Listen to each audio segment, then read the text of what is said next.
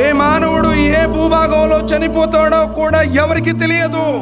నువ్వు పుట్టడం ఎక్కడో, పెరగడం ఎక్కడో, సంపాదించడం ఎక్కడో, ఉద్యోగాలు ఎక్కడో, స్థిరపడడం ఎక్కడో, ఇల్లు కట్టడం ఎక్కడో, నీ ప్రాణం పోయేదెక్కడో, నిన్ను మోసేదెవరో, నిన్ను పెట్టే మట్టేదో, నీ మీద మట్టేసేదెవరో ఎవరికి తెలియదు. సోదర మహాశయులారా, జీవితం అంతటి అల్పమైనది.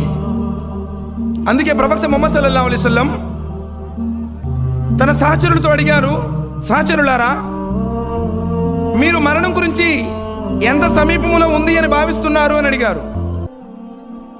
దానికి సహాబీ రదియల్లాహు తఆలా అలైహి అజ్మঈన్ వారు అంటున్నారు, ఓ ప్రవక్త ముహమ్మద్ సల్లల్లాహు అలైహి వసల్లం, ఎప్పుడైతే మేము నమాజులో నుంచున్నామో ఒక రకాతు చదివిన తర్వాత రెండో రకాతు మాకు అందుతుందో లేదో అన్న సమీపంలో మా మరణం ఉంది అని చెప్పేసి